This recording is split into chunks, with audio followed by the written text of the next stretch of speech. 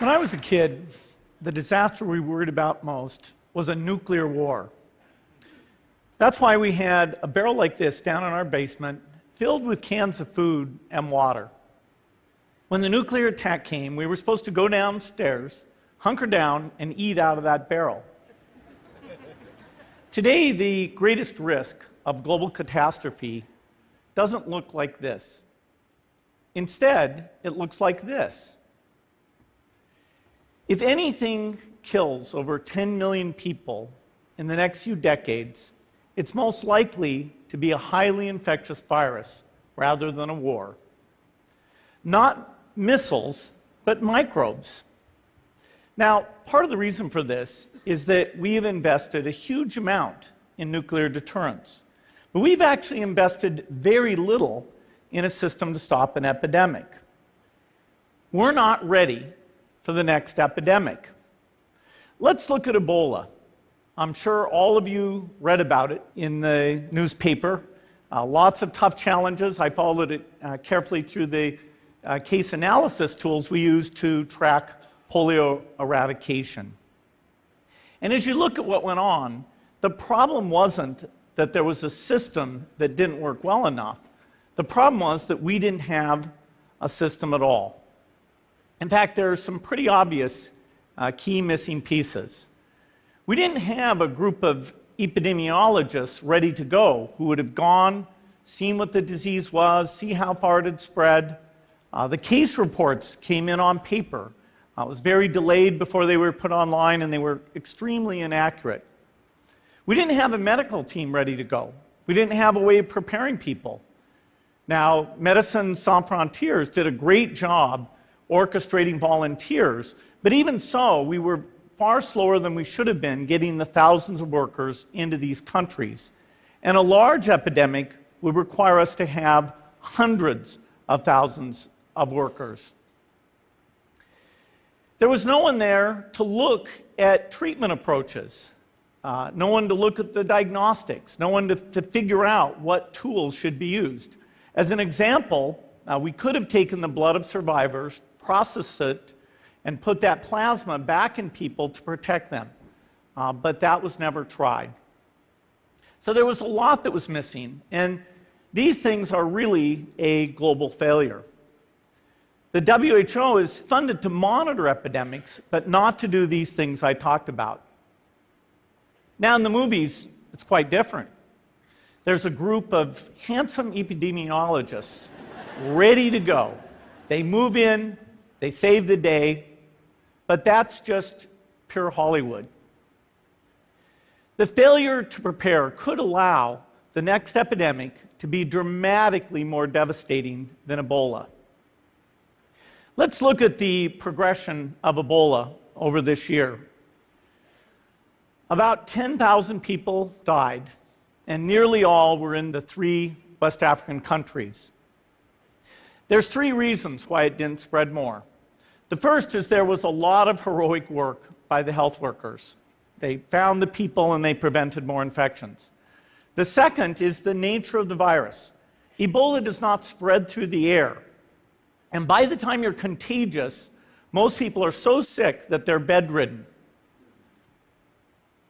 Third, it didn't get into many urban areas, and that was just luck. If it had gotten into a lot more urban areas, the case numbers would have been much larger. So next time, we might not be so lucky. You can have a virus where people feel well enough while they're infectious that they get on a plane or they go to a market.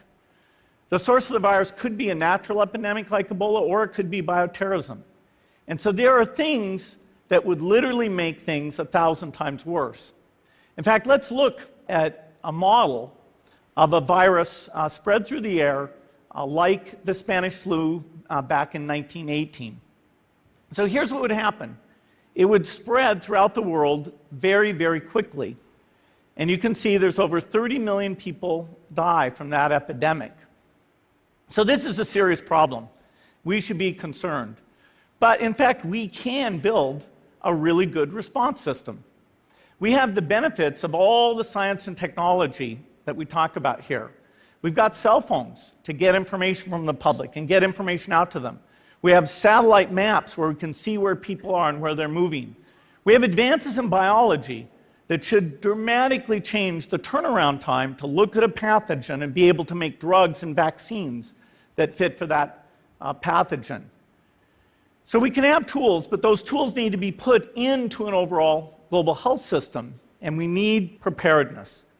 The best lessons, I think, on how to get prepared are, again, what we do for war. For soldiers, we have full-time waiting to go. We have reserves that can scale us up to large numbers. NATO has a mobile unit that can deploy very rapidly. NATO does a lot of war games to check, are people well trained? Do they understand about fuel and logistics and the same radio frequencies? So they are absolutely ready to go. So those are the kinds of things we need to deal with an epidemic. What are the key pieces? First is we need strong health systems in poor countries. That's where mothers can give birth safely, kids can get all their vaccines, but also where we'll see the outbreak very early on. We need a medical reserve corps, lots of people who've got the training and background who are ready to go with the expertise. And then we need to pair those medical people with the military, taking advantage of the military's ability to move fast, do logistics, and secure areas. We need to do simulations, germ games, not war games, so that we see where the holes are. The last time a germ game was done in the United States was back in 2001, and it didn't go so well. So far, the score is germs 1, people 0. Finally, we need lots of advanced R&D in areas of vaccines and diagnostics. There are some big breakthroughs, like the adeno-associated virus, that could work very, very quickly.